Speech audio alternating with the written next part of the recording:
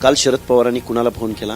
देवेंद्र फडणवीसांना. मग ज्यावेळी हाच मनोज जरांगे मुख्यमंत्र्याची आयमाई काढत होता, हाच जरांगे ज्यावेळी धनगर समाजाच्या पार्श्व भागात लाकडं सारत होता, हाच मनोज जरांगे आम्ही आरक्षण मागतोय, तुझी बायको मागत नाही हे म्हणला, त्यावेळी याच दुड्डाचार्य शरद पवारांना मुख्यमंत्र्यांना फोन करावासा वाटला नाही बरं, किंवा जरांगेंना फोन करावासा वाटला नाही बरं? तसं कुठं तुम्ही ऐकलं का? म्हणजे जरांगेला एक न्याय आणि पडळकरांना एक न्याय. तुम्ही जर अशी दुभागणी करत राहिलात, विभागणी केलेल्या वक्तव्याचं समर्थन करता का? तेवढा वक्तव्याचं समर्थन करण्याचा प्रश्न येत नाही. गोपीचंद पडळकर हा सर्वसामान्य कुटुंबातला शोषिताचा मुलगा आहे. तो आक्रमकपणे बोलतो, आली असेल एखादी शिवी. अरे पण तुम्ही मुरब्बी आहात ना. एखाद्याचा बाप काढणं, एखाद्याच्या बापाविषयी शंका उपस्थित करणं. जरांगेंनी बाप काढला, धनगर समाजाच्या पार्श्वभागात लाकडं सारली, त्यावेळी हे तज्ञ विचारवंत पुढारी हे कुठे गेले होते? यांनी काय तोंडात मूग गिळून गप बसले होते? दाबणानं शिवलं होतं यांचं तोंड. त्यावेळी नाही बोलले बरं. एखाद्या समाजाच्या बाबतीमध्ये असं बोलू नये. खिलाडू वृत्तीनंच घेतलं ना धनगर समाजानं. त्यावेळी तर मनोज जरांगेला रस्त्यावर, पण आम्ही ठरवलं असतं ना मनोज जरांगेला रस्त्यावर फिरू दिलं नसतं. हे काय चाललंय? मनोज जरांगेला वेगळा नाही, तो स्वतःचा बबड्या शरद पवारांचा, आणि गोपीचंद पडळकर मुख्यमंत्र्यांना फोन.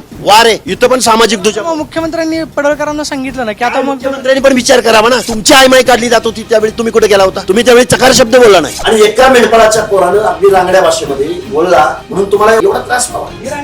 अरे मग तुम्ही लाकडं सारताय ना, नाव घेऊन सारताय. आमच्या हात काय ह्याच्यात गेले नाही काय? आम्ही बोलाव का?